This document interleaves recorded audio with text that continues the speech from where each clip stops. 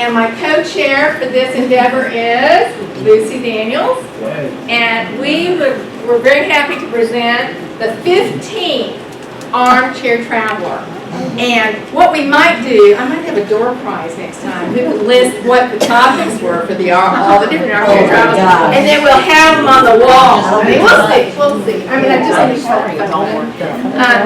So many of you probably saw the article that Tyler Newman did in the paper, which was really great. That was in the September 8th issue about the lineup. We also have a lot of schedules all out and about. There is a change on the schedule, and I just want to mention this right now. We're going to be closed October 10th. It just kind of overlooked us.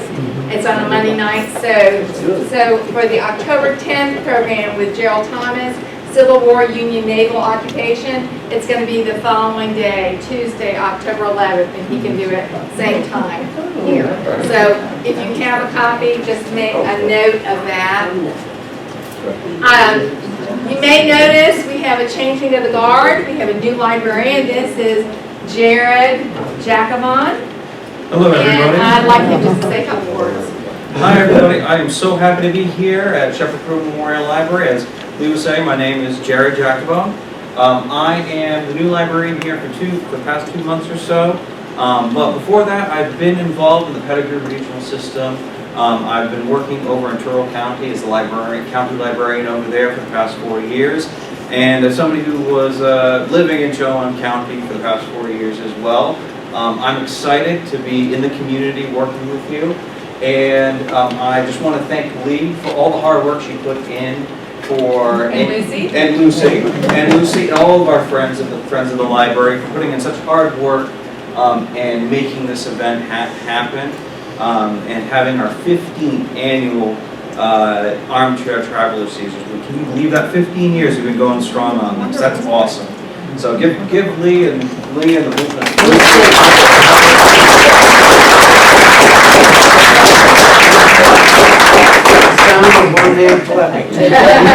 Can't do it without our audience. Thank you. And so this year, as you guys can kind of tell, our theme for the Armchair Traveler is highlights of the Albemarle. So it's all about history of the Albemarle Sound, as well as just the native area just around here.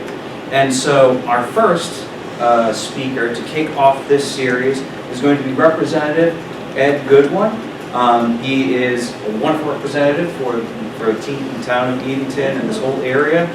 We are excited to have him here today. So without any further ado, here's Ed Goodwin. Representative Ed Goodwin.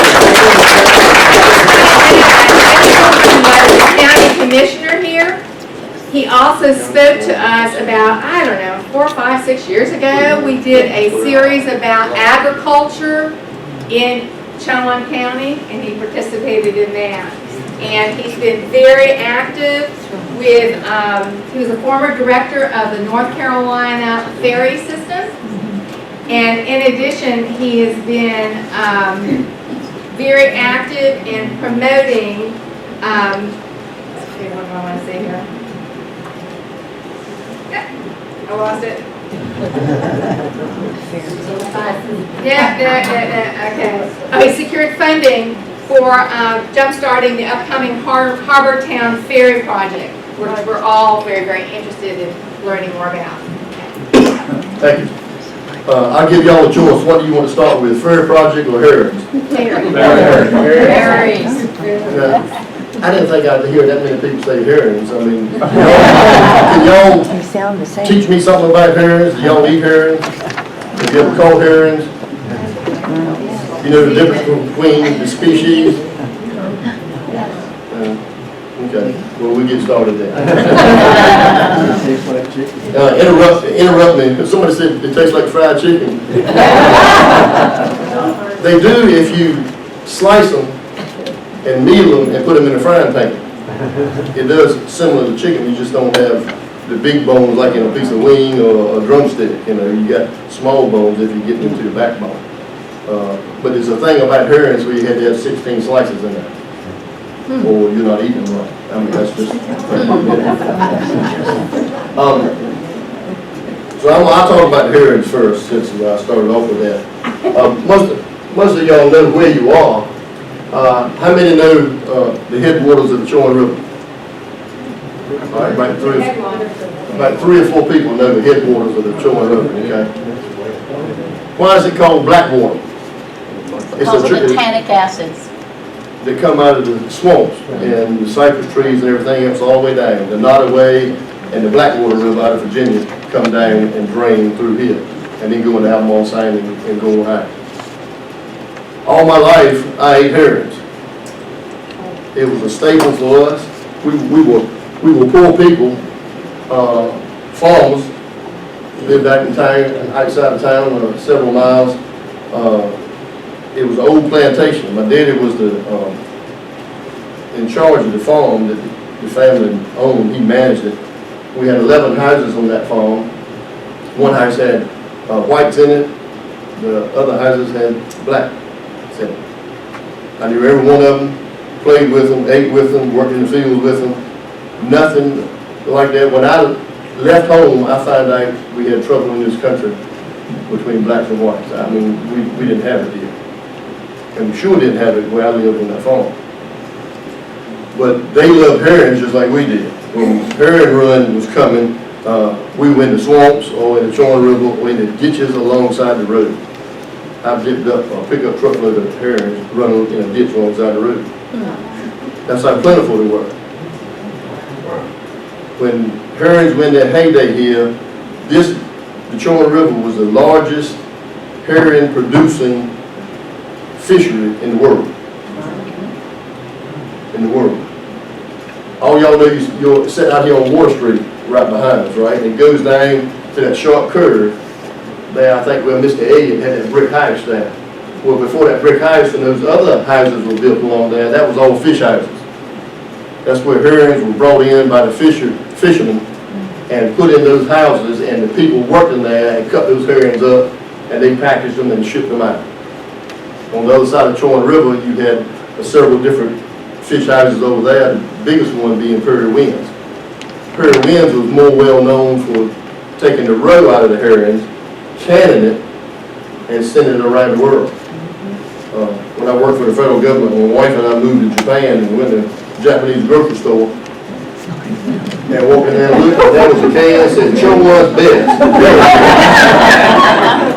And I said, I got to get this can. I got to get this can. I've seen that can before, but in Japan. And if you know anything about the Japanese culture, the Japanese love fish eggs, love raw fish and fish eggs and everything else. So being raised on herrings in Chowan County helped me a whole lot in my career with the government. When I off and on spent 5 years total in the Soviet Union, and as you can imagine, the Russians love to drink, and they get drunk every night. I mean, wiped out. But they love caviar and other kind of eggs. You know, some of them stunk so bad I couldn't touch them. Some of them I could, but the guys that were with me had never heard of herrings before, had never eaten fish eggs, even seen fish eggs. So I looked at one. I didn't eat the black fish eggs, the caviar. I didn't eat the red ones, but I could go a little bit with the orange ones. And they tasted pretty good, so I kept right on eating them. And the other Americans said, how can you do that? I said, man, this is good. We eat this at home all the time, you know. But at that time, I was lying because you do not eat it at home anymore. But the largest take of herrings in the Chowan Basin, and when I say Chowan Basin, really, most of the herrings I'm discussing did not come out of Albemarle Sound. There were a few fisheries along the Albemarle Sound, one of them being the Shepard and Shepard-Pruden Library. Mr. Shepard, old man Shepard, if anybody knows who he was, he had one on his backside of his farm up the Albemarle Sound, so it would have been somewhere up in this area here where he had one, and there was several more there. When I left home, there were 16 active fisheries, fish houses on the Chowan River that were still taking in herrings. Now, I left home and I got drafted in 1971. So that's how many fish houses are still around, just in there. I'm not counting the ones that go up Roanoke River. I'm not counting the ones on further down the Sound. I'm just talking about Chowan County, where we live. I had taken 5-gallon buckets as a little boy and dipped them out of the roadside ditches, and there was about that much water in the ditch. And I thought that was something I could come home. I couldn't even hardly carry a 5-gallon bucket full of herring, and I would walk in there with that. And my grandma or mom would be so proud of them, and told me I was feeding the family. You know? But we love the herrings, you know. This afternoon I went to the old smokehouse to try to get in. I wanted to bring the reeds that I got from my granddaddy that he always hung his herrings on in the smokehouse and smoked them. And the door was jammed and the rain and everything had swelled the wood up and I couldn't get in there. So I shined my flashlight in there and I could see they were still in there.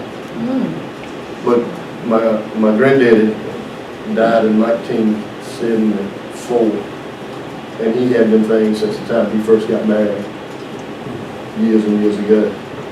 My grandmama was a fish cutter. She worked several fisheries around. She worked the most at the one up the county.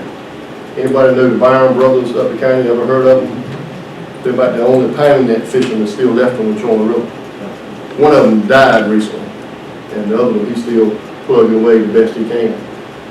But you could go on Highway 32 going towards Suffolk, and if you hit it at the right time up there by those fisheries, Mr. Ward, Ed Ward had one up there, and I can't think of the other man's name now.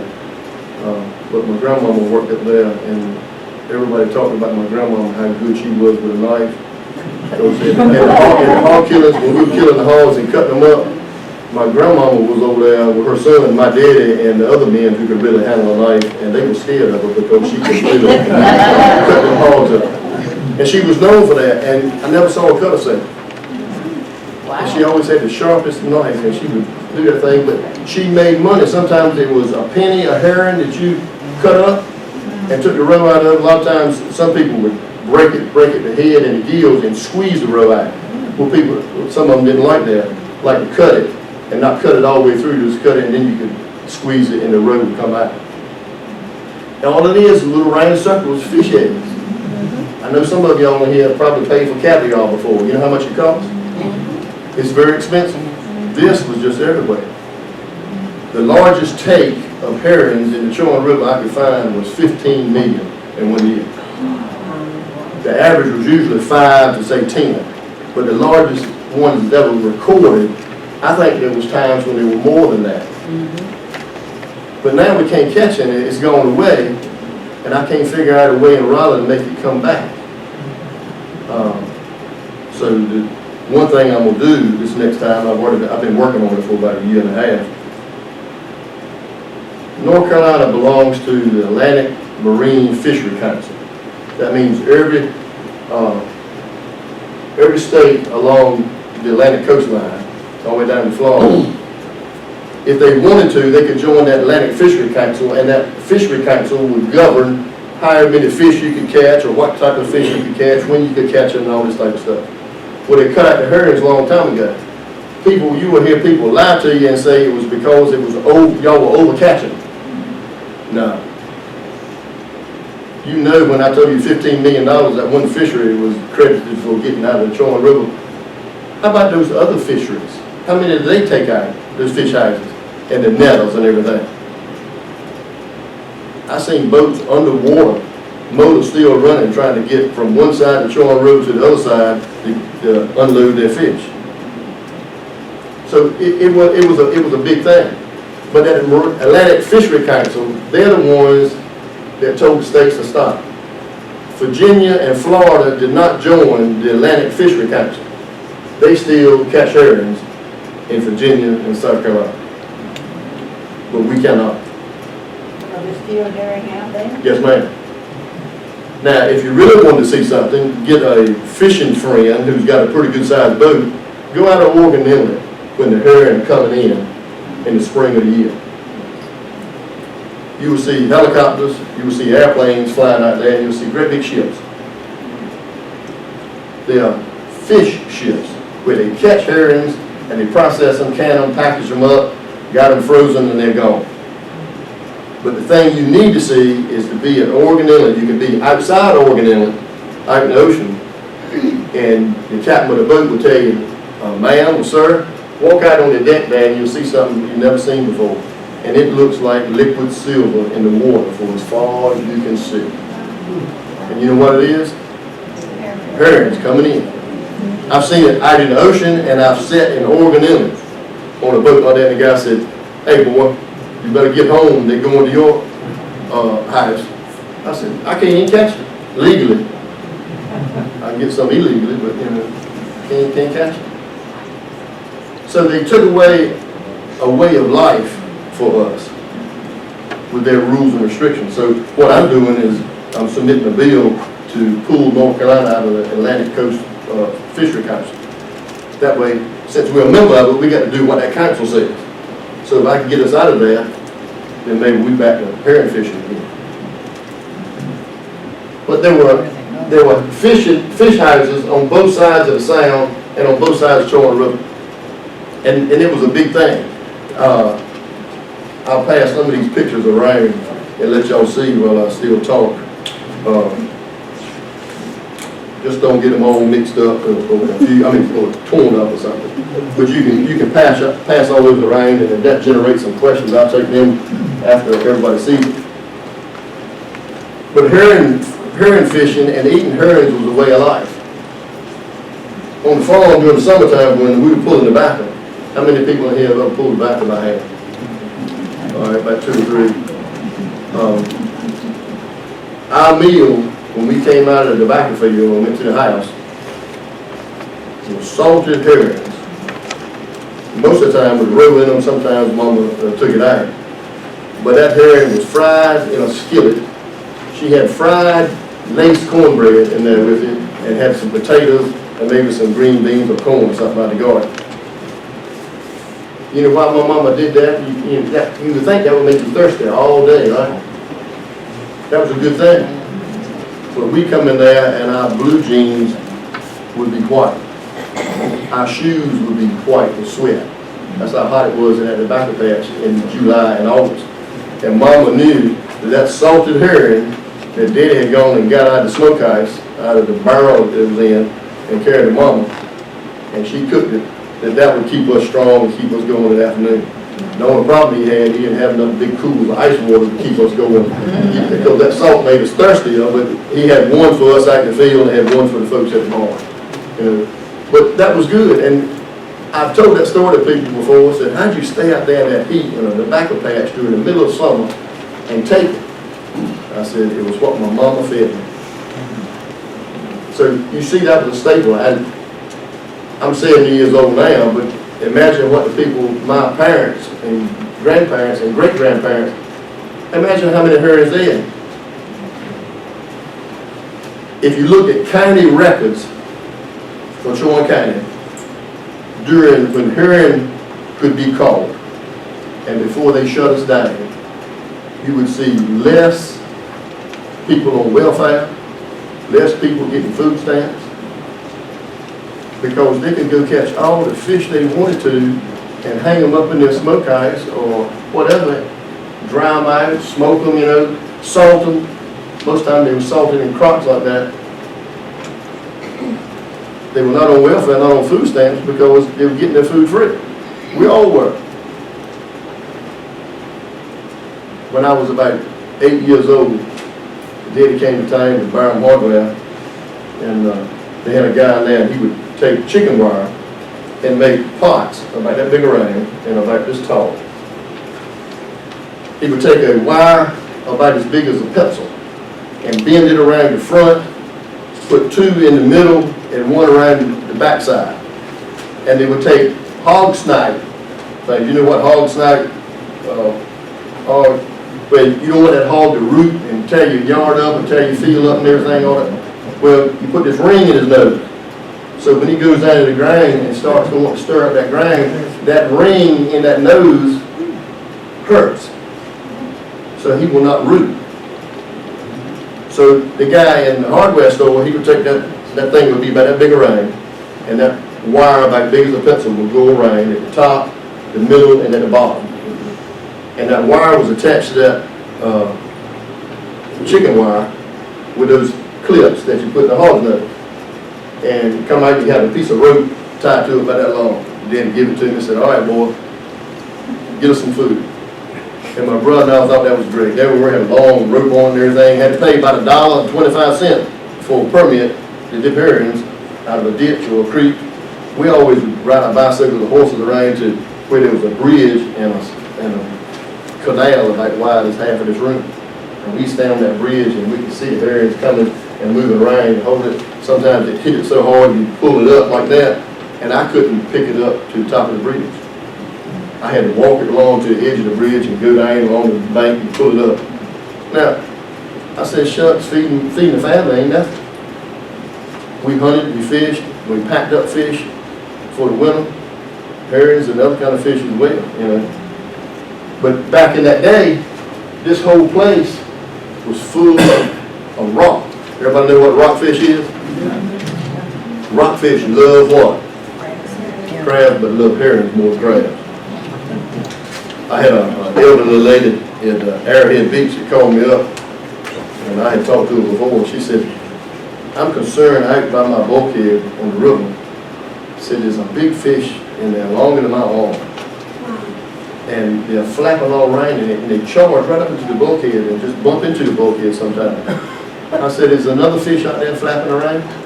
She said, yeah, I don't know what that is. I said, sounds like to me it's a herring. She said, what do you mean? I said, well, those three or four rocks you see, they come in, school up a bunch of herrings, push them up against that bulkhead. They got one here, and two in the middle. So they push them up against the bulkhead, and the herring will bunch up. And then them rocks charge in there and eat them up. She said, but I don't want them fish to eat them other fish.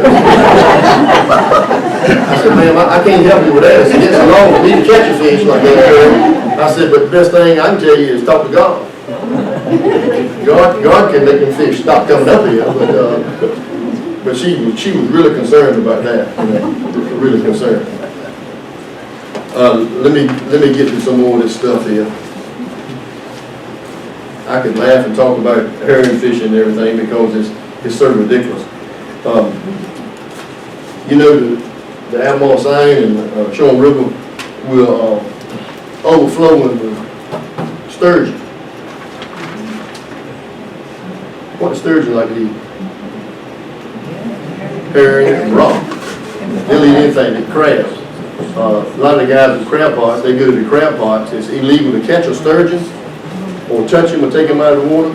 Sturgeon loves crabs, so he goes into the crab pot, sticks his snout in there, and tries to eat them crabs that are in there. He gets his snout hung in there and he can't get out. I had a guy, he went to court and beat the rap, but he was given a big fine, a ticket for touching a sturgeon. The sturgeon was in his crab pot, and about that much of his snout was hung up in there, and he was tearing it all to pieces trying to get out. So he pulled the crab pot out of the water, opened it up, and took the sturgeon out, and the guys in their boats doing like this, got them glasses on, woo, siren went and got him. Give him a big ticket. Then he had to get old sorry lawyer to try to get him out of something. Why'd your head pop up when I said old sorry lawyer? So I'm not making fun of the people who we are paying with our tax money to police and everything. What I'm trying to say is it's wrong what they're doing to us, cutting us off, saying we can't do this when we go other places. And if you get herrings from South Carolina, have you had any herrings at Leon's from South Carolina? Are they good? No. They're not good. They're small, they're kind of mealy and everything. No, they're not good. Not like them herrings out here. Anybody know that the Wharf Construction used to have fisheries here? It was Wharf Boards back then. It wasn't construction necessarily, but the Wharf Boards, Emperor Landing Road. Anybody know where Emperor Landing Road is? There were two fish houses there. You know where the condominiums are? That whole place, from where those condominiums are built to where the bridge was, that was fish houses. And the fish houses were like one lane of traffic apart where the boats could come in there and stop on each side, get unloaded, and go back out and get more, and go around down the line. Was it seine fishing, seine catching? Some of it was, most of it was in the nets. They set out, they staked out in the river, the herring thing. The herrings would just go in, and a lot of times the rock and other fish would push them into that big pot, what we call it. And you had what is called a purse, or a rope. And if you wanted to close the net up so nothing could get out, because they came in underneath the net, and there was an opening about like this, where you undid that string and pulled it, and they called that pulling the purse. That net that was pulled up like this, where the fish would swim in and get trapped in there. If you watch the fish, they can go in a pipe, but they can't get out of a pipe. So they do the same thing, they trick them with the nets like that. And that's what would happen a lot of times with that. They call that, not necessarily seine. I don't think when I was growing up, we couldn't pull seines for herrings. We could pull seines, we pulled seines at the river at Rock Hot Creek. Had an old Model T motor mounted on poles on the shore, and 2 boats would go out and pull that seine out and bring the leads back in, and we'd wrap it around those spindles that were on that motor, and then that's what we draw it in. That's the first time I ever saw a sturgeon. I thought it was a dinosaur or something. and everybody was standing there, and you had some fish that nobody wanted, but then other people would come there, and everybody could go get fish. And it was just, everybody find out at church or at meetings, club meetings and everything, hey, they go pull a seine tomorrow, where everybody would be there. Yes, sir. I got 2 questions. One is, what is the rationale for reducing or preventing the catching of herring? And second, is there been influence with water quality on the overall population over time? Well, one of the reasons they said they stopped herring fishing, we were overfishing, and the other one was pollution of the waterway. But all the other fish that come in there, and a herring is a very stable and sturdy and hard-going fish, because they come from way out in the ocean and come back to where they were raised, where they were born, so to speak, every year. Just like the rock, they come through Roanoke River and everything and go up towards Roanoke Rapids. If they were spawned there, they will go back there. That was a big debatable thing a year and a half ago, where the wildlife people, fishery people said those rock fish, striped bass, never go back to Roanoke Rapids. So we provided them some money, and they put tags on them. And they were tracking just one, and he left up Roanoke Rapids way, came out, went all the way up to Massachusetts, and stayed up in that area, and came back, and next time they tracked him back, he was in the Roanoke River, going up that way. So they want to say it's pollution from the farmers, or pollution from, like, had a fertilizer plant over there at one time, said that's contaminating the water. Well, none of the other fish died out. So was it a little bit of overfishing probably on the herrings? But why put the burden on us and the blame on us for overfishing herrings when we got ships big as battleships and aircraft carriers off our coast every year when the herring run's going, and they go in there and scoop them up, and by the time they leave there, they already packaged up, sealed, frozen, everything, and gone. Are those American ships? No. Usually the Soviets and the Japanese. The ships of global citizens who are more important than we are. But is it American shad or herring? Which exact species? Because I was just looking up the North Carolina wildlife brochure on this, and it talked about several different species of herring. And are we talking about pure freshwater or brackish or salt? Because Oregon Inlet is pure salt, right? Yeah. But the herrings that come in the Chowan River came out of the ocean.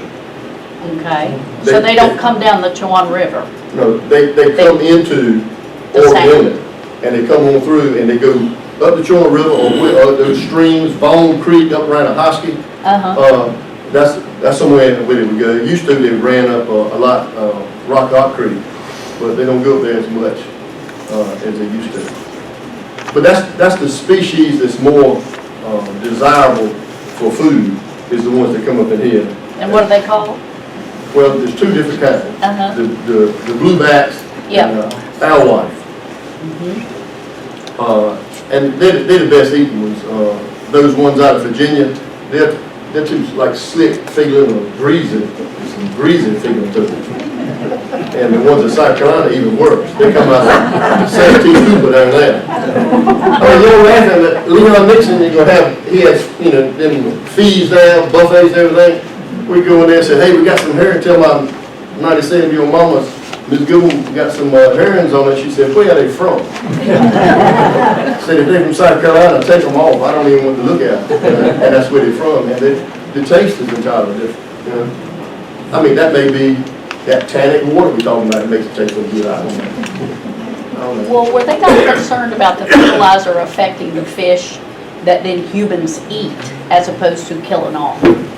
No, I've never heard any concern over that, you know. I mean, if we got concerned over that, then we got concerned over everything that is. You know, even if you put a turnip in the ground, well, that ground's got a lot of stuff in it. And is that will come out of that grain into that turnip. You know. But if you got a bad fish, you in a restaurant, you take a little fork, a piece of a fish, put it in there, you know as soon as it touches your tongue, oh, this is no good. Because if I go around here and I'm eating herrings, I ask them, where do you get them? Where do they come from? If they say South Carolina or Virginia, I say no. Because it's not good. Why would I want something that was no good? I knew before I ate it, it was no good. But this was a way of life for us, and some of that stuff I passed around. I think I passed it around, didn't I? That was not done on purpose. That was done by the state when they were studying this. You see, and there's an article where they talk about the impact on the population of people, be them Indian, African American, or European whites. They talk about that on there because we didn't have these issues. We didn't have a lot of these diseases and everything else like we got now. You know, for a long time we were bringing in stuff from Vietnam and China, and they were raised in a pond, and they would take all their surplus junk, liquids, chemicals, and everything else, and throw in that pond and feed them fish. I found out the hard way. I ate some shrimp that come out of Vietnam, and before I left the restaurant, I was in the bathroom. And everybody else that was in there was in the bathroom too. And that's not good. So, I don't know that we are contaminating the water. The water quality is tested, and they put out a report every year on the water quality. But with the sturgeon in there, and the number of rockfish and perch that are in the river, I would say no. There was a fertilizer plant up there, it's gone. There was another plant up there that went away. But then farmers have tried around here, have tried to do the best they could to keep anything from their fields draining off. You know, when you put out fertilizer or you put out some kind of chemical and then it rains 3-4 inches, it's not going to stay on that farmer's land anymore. It's going to get out somewhere as fast as it can. Up on Catherine's Creek, up close to the Gates County line in Chowan County, several years ago I went up there, and the guy said, got a fish kill up there, and the scientists went up there and said it was a chemical thing, farmers did it. I said, well, as far as you can see on that creek, all it was the herring. I mean, they were just like hairs on my head, that close together. I said, I don't think chemicals killed them herrings. I said, I'd eat them herrings right now. You get sick? I said, no, I wouldn't. Those herrings died of lack of oxygen. There's too many in there. And I've seen that happen over my lifetime where the herrings are running a place, a ditch this wide. I've seen them in the side of the road, ditches on the side of the road. They run right up in there. They go anywhere. When I was about that tall, my brother and I and some more guys, we go out in the fields, and the ditches were about this wide and about that deep. We take old tin that did it, always saved off barns and houses that had stacked up. We take that and some poles and go out in the field, and we put that tin back towards the water, the big water, where that ditch drained into, and let them herrings run up in there, and then we put those poles down, drive those poles down, put the tin down, and a couple of us would have shotgunners, and we would shoot in the air.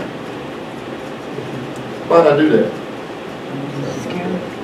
When it thunders, those herons will take off out of here and come here and start going out as fast as they can. They're scared of thunder.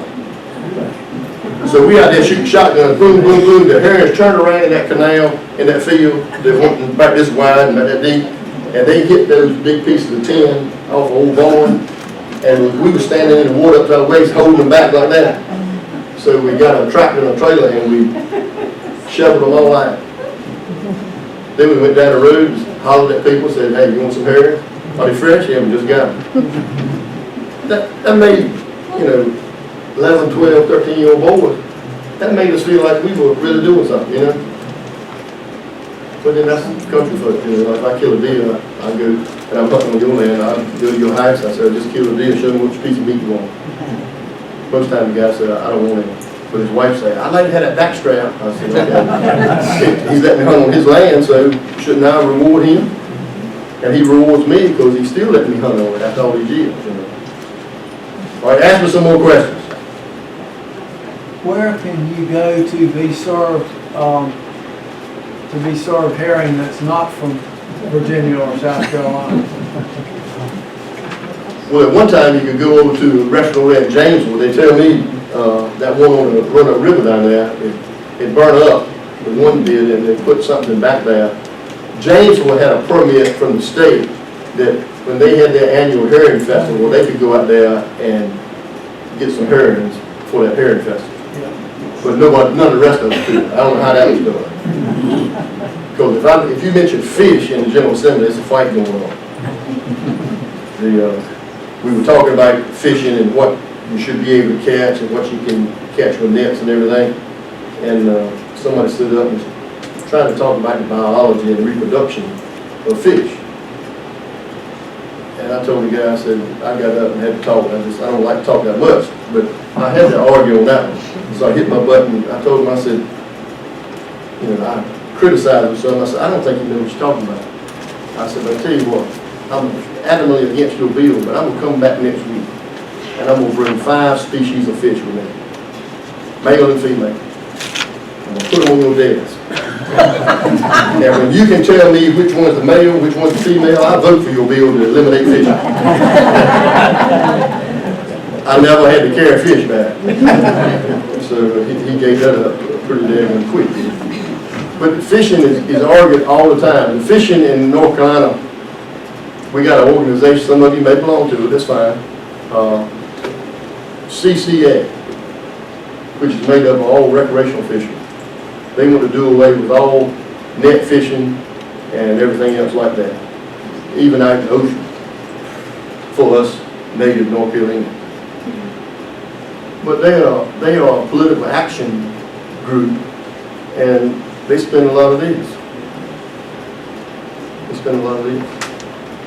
So that hurts all of us sometimes, but we argue about it like I don't want it. The state has people checking on these bridges at these waterways, these creeks and big canals and everything. They have pots down there where they catch herrings. And these 2 ladies they got a blue Ford, a double cab pickup truck.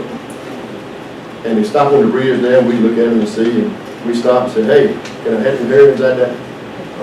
Net you got right there? No. I said, why not? He said, these belong to the state. I said, well, they belong to us before you called. Well, she looked at me with a far away look, so I knew I wasn't going to get anywhere there. But she said, if you touch one of those herrings, that's a fine, and I'll have you arrested. And I said, really? So I didn't have a heart to tell her that the last time we had a herring cookout, some of them young boys in the middle of the night and jumped off that bridge and gone in and got the herrings out that pot. And that's what we cooked for food. But they've been doing that ever since I retired and came home. And I retired and came home in 2006. They've been doing that, and they were doing it before then. They put a wire pot on a bridge, and they count how many herrings they catch every day, and they decide what the population number is based upon that. I said, I don't know where y'all went to school, but that was a different education than what I got. I didn't have to go to school to learn better than that. I said, I bet you don't catch any when it rains and thunders. I said, what do you mean? I said, yeah, you don't know. What do herons do when it thunders? They run. They run straight out of that river and out to the ocean. Then they got some deeper, they come in Albemarle Sound, they got some deeper places where they can go and get and hide, but they don't like thunder. And I thought that was always fun just to watch the thunder and lightning and everything, and the water's just churning. Herons trying to run away. You know, that was so much fun, but I didn't put that wild pot right there in that canal when they were doing that. So Representative Goodwin, how many herring would you estimate? I mean, because you talked about at one point the 15 million. What I read, I got it on something I had with me. What I read was the most that they could remember anybody did was 15 million. Right. So One what do you fishery. think right now it would be? Well, they're not- If they were fishing, if they're not fishing. There would be a lot of herons. There's a lot of herons out there, just like rock. Nowadays, if you find rockfish, what we call rockfish, you find rockfish, it could be herons around because that's what they love to eat.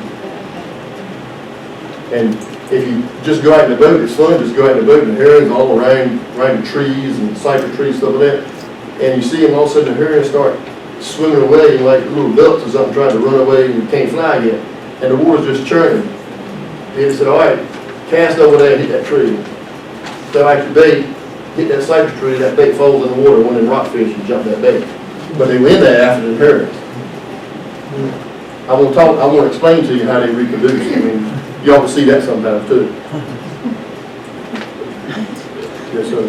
I have a question relating to water quality. You talked a little bit about that, but in recent years, at least since I've been around, algae bloom has been a big topic of discussion.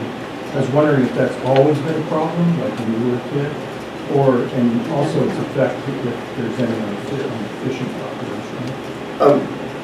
We didn't have as much of it. You would see it on some stagnant water areas, like I'm talking about Catherine Creek, which is a slow-moving creek. And what happened there was just oxygenation went away because so many fish were in there. But I've seen that, and some of that probably is attributed to runoff from farmers doing hurricanes or other stuff like that.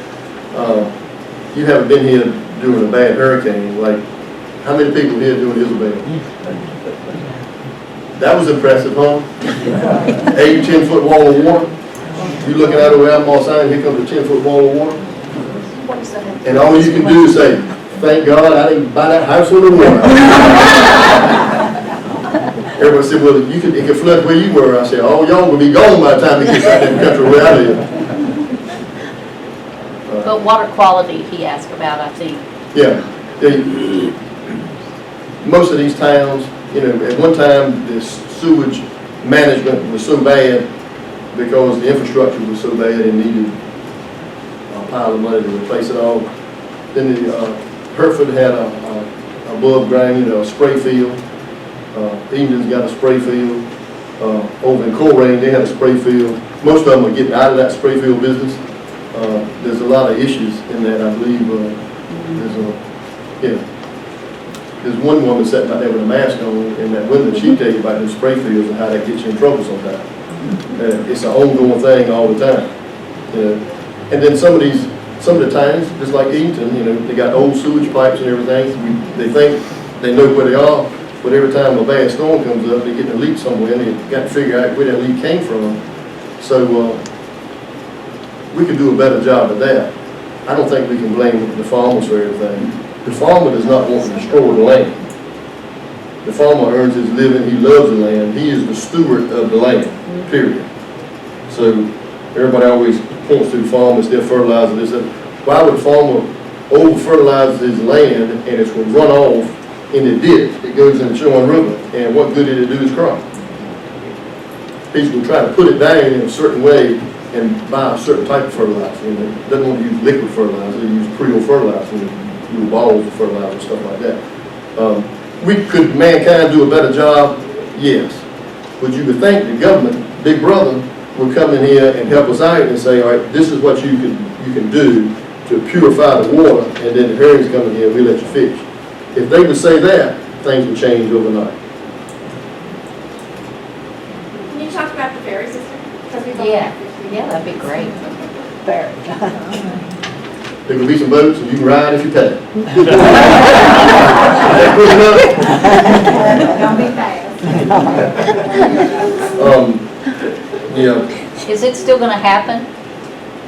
well, in the last budget, I got $5.5 million to start.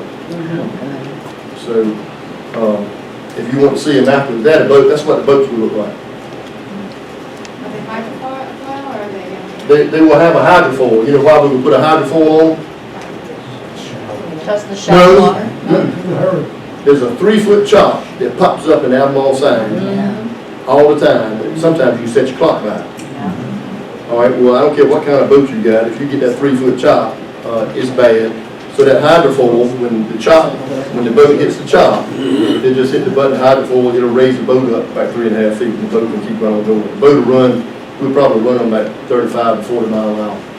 The whole, we're gonna put 32 people on to start with. We can go to 40.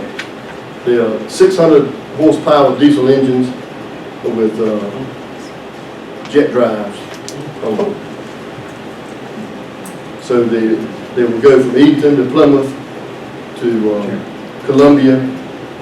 Manio's trying to get out, change their mind. They've done that 3 or 4 times, and they'll go to Hertford and Elizabeth City. So we get the first boat the latter part of this year. So it's not going to Dare County at all? Well, Dare County's got to say, okay. I mean, to show you how foolish people are, the state put a pile of money into putting the dock facility downtown Manio on the street right there by the water. Y'all help pay for that. They told me we could have parked the ferry boats there. So that's for commercial use. I said, really? Well, what is a ferry boat leaving England with a load of 40 people on, coming down here and dropping off downtown Manio, they go in your restaurants or go in your shops, do whatever, then ride back home. Yeah. What are they going to do for you? So they're mad because they want it, but they didn't have anything to do with it started. They've been trying to have one longer than we've talked about it around here. Yes, ma'am. How long will it take to get from point to point? It would depend on the weather and everything, but I could get you from downtown Eden to downtown Plymouth before you cross John River Bridge, Albemarle Sound Bridge. If we left at the same time, I'll be sitting in the docks. And you'll still be trying to get there. You know, and probably the average trip for all of it, in the ones that are already set up for it, would be 25 minutes, 25, 30 minutes. It depends on the weather and the water and stuff like that. We're not going to take any chances. The boats are being built in Bryson City, North Carolina, up in the mountains of North Carolina, right on the Tennessee border. That man builds jet drive, exciting boats that you see on these waterways that, you know, can run so fast and go up and go underwater and all that kind of stuff. He's not going to do that. If you want to see some of these renderings, you can come up here afterwards and everything. But everybody said I was crazy, and I've been told I was crazy all my life, and that never stopped me. So how do you envision, how often do you envision these ferries going? Would it just be like twice a week, or? Well, it depends on the ridership. That's the business model has got to prove itself and everything. But if we're going to Manio today, tomorrow morning, everybody who buys a ticket gets on that tomorrow morning and rides and comes back. Not unless we change that route and say, all right, you want to go to Hertford or Elizabeth City before you come back to Eaton. So it will be just a circuit that would be done. I got all of this is about the ferries. And what we got a board set up, everything is done right by the law. We got specialists on there, we got builders. Everybody said you can't get boat captains and mates to run the boats. I got about 6 captains and about 6 mates at the ferry division who are retired right now and come here and run these boats. So that's kind of easy to do. They used to work for me when I was down there, so it's good to I had a question. Yes, ma'am. The public-private partnership, how, can you explain that? What exactly is involved in that and who and? Well, it's basically like, it's a nonprofit, it's got a board of directors. I'm a auxiliary guy on that thing, you know. A retired professor from University of North Carolina in the business school who was responsible for building businesses up, you know, think tank type stuff. He's on there. Tom Harrison, who created all the Bath Festival stuff in Plymouth, he's on there for some of his skill set he can do for his advertising and his connections. This has been worked on for about 35, 40 years, and 3 of those people from that group from years ago are on that board. We have a set of rules we go by, and we vote on things. Is it open to the public or? Some of them have been, some of them have not been. You know, now that the money is straight, you know, to get the money, you had to have somebody to handle the money. They wouldn't let me have it naturally. I didn't want to. Yeah. So the time of the evening was the finance officer for the money, and then that changes and it goes to that not-for-profit group. You know, we're gonna make money. That's to keep the operation going. You know, so each place, each town will have that, and we still, if we have enough money left over, we will try to get a demo cruise boat. Yeah. That will cruise around. Yeah, that was in the article in the newspaper. Yeah, that's what we're trying to do. They thought they had one out of Manhattan, and that guy called and told us that he still loved that old girl. He wouldn't let him go, so, yes, sir, he did. When will we know what the fare will be between these points? We're trying to keep it as low as we can, and we talked about, you know, 10 to 12. Some of them have said 15 and everything. Depends on where you go. If you can get on here and you go into Manio and you come back, you want to go to Little City, and then come home, well, that's going to be a little bit more.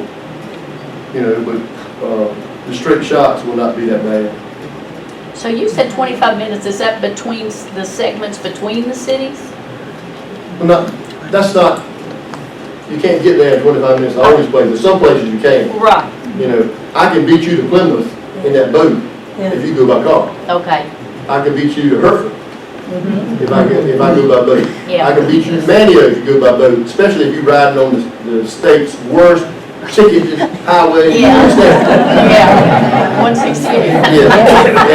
And especially if you will hit a bow or something down there. You know? And then if you also think there's golf courses in all those areas, you know. One of the selling points was already at the beach. You got a lot of golf courses. Some of y'all probably been to the beach and Nag's Head and down the Outer Banks and played golf. You don't have as many as you used to. They're going away. Yeah. A golf course is a money hole, right? So that guy's got that big fancy 18-hole golf course, and he's got to throw money into that like gangbusters, and all the tourists, they want to play golf. Well, we put them on a boat, bring them down here to Eden to play golf, take them to Albemarle Plantation to play golf, take them to the city to play golf, and take them to Scotch Hall to play golf. So what does that do for the economic development around in all these cities? That's one, the focus is not, hey, that crazy farm boy wants to have a boat, a ferry boat, runs fast and has fun.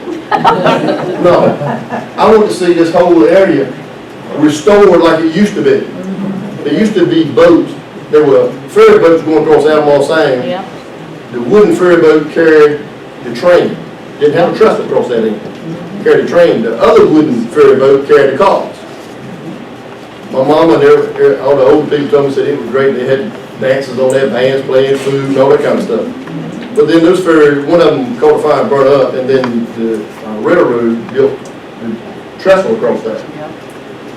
How many people knew this? That trestle at one time was the largest, longest trestle across water made of wood in the world.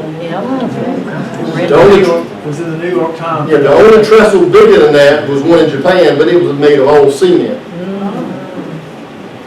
And we used to go out there and walk along that railroad, going across that same, had a bamboo pole and hooks, and the rockfish were running, and we do all that, and then we hear, You know, I can't even make a train sign, but we did a whistle blowing. My dad said, oh my God, train's coming. So we up there, nowhere to go, so we crawl under the cross pieces in between the poles. And you go in there and you feel that thing going in. But we also walked across there with a bamboo pole and hooks and caught rock. That was the big thing, going in and catch rockfish. Where'd you go? I can't tell you. Well, you didn't take your boat? No, I didn't take a boat. Yes, sir. How many round trips a day are anticipated in the loop? Probably at least 2 to 3. And 2 boats daily? Yeah, we will start off, you know, with 1 boat, then we will go to 2, and then we'll see about going to 3 or whatever else. We think something else may be added after that, but I think the proof of concept has already been, that's been studied enough where everybody believes it. Now you got to prove it, you got to see it. It's the same thing when I was at the ferry division. I said, I'm on a ferry boat from Hatteras to Oak. They said, you were crazy. Nobody would ride it, nobody would care. So I said, okay. Over the last 4 months, I got 280,000 people signed a document that said they would ride a passenger ferry, leave their car in Hatteras. So the state hired one of those engineering firms around there, paid them about $300,000-$400,000 to study, see how many people would ride. Guess what number they come up with? Almost the same number I come up with. So I found an old PDF online of the Harbor Town project in way past years. It's the same one from years ago that nobody would give it the time of day. It's changed a little bit now, it Yes, sounds ma'am. like. Is there a way to follow how things change or when things start? Is there documentation we can know about besides newspaper articles?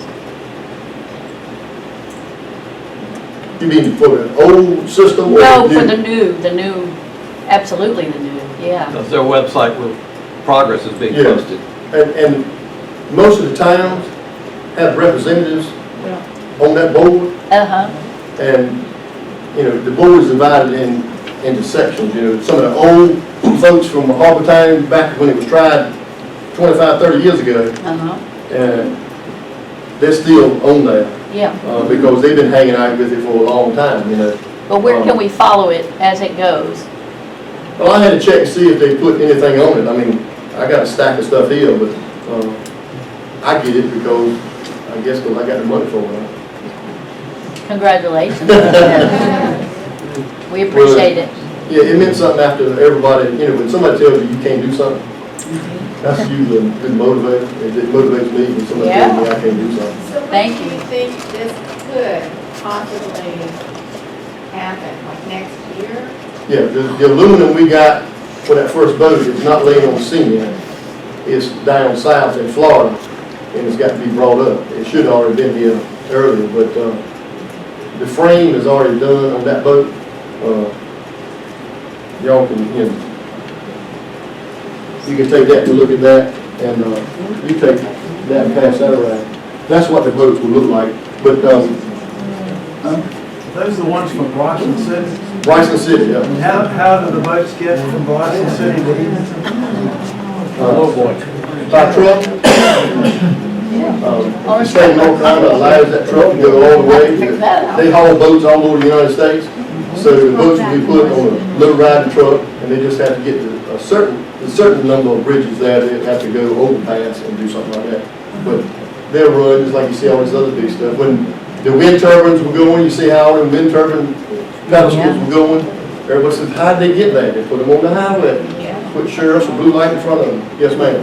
Yeah, it sounds to me like if you had a going website that people could check in on, you had like Friends of the Harbor Project. Yes, yes, yes. Yes, ma'am. We've talked about that, but we like babies, we crawling. I think we got the money and had it deposited last week. I got $500,000. They give me that. We spent that. And the $5 billion is in the bank, and we haven't touched that yet. So in the meantime, we've been having meetings and designing things and trying to set up schedules and everything. We got a number of people who are interested in it. Like I said, boat captains for the North Carolina Ferry System that have been there 30, 40 years. They're ready to retire, and they want to come here and run. So what would you like to see have each town that is going to participate with this do in terms of encouraging, it can be an economic development booster. You know, you've got a restaurant, right, that's at the dock, you know, it has to Oh, be. yeah, that guy over there said, man, I love you, thank you so much. Oh, I know, yeah, I think Eaton's poised so far, but I'm just saying, what do you hope that each town will do in terms of getting ready to make this attractive for people wanting to go someplace for the day or whatever? Well, they've been doing that. They've got a format that we put together and worked with them on what they need to clean up, what they need to do, and especially along the waterfront, because this is not cars coming in, this is waterfront. Like in Plymouth, I've had 2 hotel people talk to me about hotels and different types.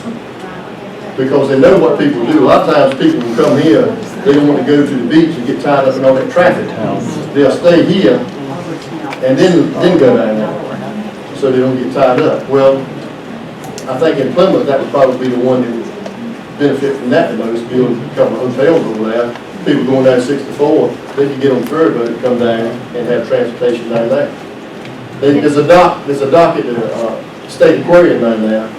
We can pull that boat right up to the State Aquarium. Really? One of the things I pushed was, I would a whole lot rather for our school children to get in that ferry boat and ride to the beach than put them in a school bus on them highways, and that school bus goes about 30, 35 miles an hour. And them youngins can't be trapped up like that. For us here, I went to Raleigh 2 times, and it was on a school bus. And back then, the seats were about that thick, no pad. And all of us had tailbone sores. But that was ridiculous. Drive us all the way up there, and drive us all the way back. And everything I went in that museum to look at was, I'd already seen it in England. You know, you go in there, back then, you go in there, everything was in there in England. And well, folks up there got mad with it, so they wanted to change it. And they did, they changed it some. But I applaud you for Yes. Thank you. no more questions? HarborTowns.org, is that the website? Uh-huh. Okay, HarborTowns.org, sorry. Roughly, what does one of these boats cost? Well, the one we got right now, that one as the first rank, that's a different kind of boat that guy usually makes. He makes those, you see maybe 10, 12 people in it with the balls over them and the raincoats. And, and he does them on lakes out there in Tennessee and down in Florida everywhere. He ships them all over the world. It's just a thrill ride, aluminum. These are more substantial, so Yeah. they'd be more expensive. The first one would probably be about 1.4 million. Well, okay, that's what I thought. And then after we get that out, the price may go up a little bit. That one would have probably been right just under $1 million, but because of the pandemic and the metal availability and everything, that's going to run that up some. And how many are you hoping or planning to get? 4. Yeah, we get the first one at the end of the year, and then we'll start running it and have the guys run it through the ring around here and see how it's going. Now, 600 horsepower diesel engine's going to take a lot of fuel. Right. Each One of the boats will carry 500 to 800 gallons. And where will they fuel and have to have fueling stations? Domestic oil and gas company and diesel company, they're the only ones around that have a permit where they can pull up to the waterfront and pump your tanks full. Great, okay. And we had the same thing with the Ferry, North Carolina Ferry Division. Okay, like in right. Hatteras, but we had tanks underground where the big truck would come and drop 5,000-6,000 gallons about every 2 days, 2 or 3 days. And then we'd pull the ferry boats up, pump out, but we had to be permitted. Right. So if we get a seller of fuel that is permitted by the state and federal government, he can pull up right out there and just put those in there. Great, okay, good. Are you going to have people on board, you know, like how Barbara King is on our bus, Charlie, telling us what you're looking at, maybe the history of the area? Are you thinking about doing something? That would be neat. Like a pleasure That would ride? be very neat. Yeah. And that's all part of the economic development. Now Commerce, the Department of Commerce is in on it, and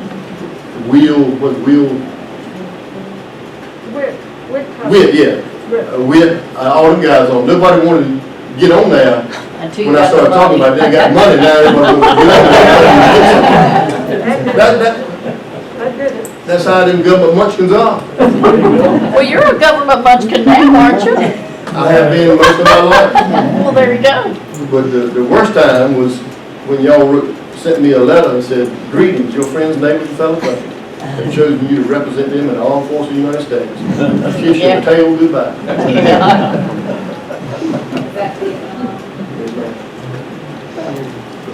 I was at East Carolina having a good time. It was the #2 party school in the state. And I got drafted right out of that. I told Mama, I don't know why, Mama. I was doing good. I want to thank you so much. Just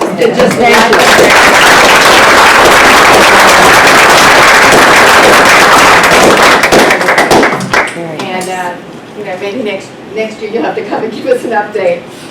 Yeah, that's really, really exciting. All right, our library is supported. These programs take place because the Friends are very generous and they try to promote things that are of interest to the community. We have our membership drive starting in November. I urge you all to become a friend, even if you're not an active one, and we always are encouraging people to join our board. We're actually meeting tomorrow at 10:30 if you want to come and just see what we're all about. So thank you so much for coming. Thank you.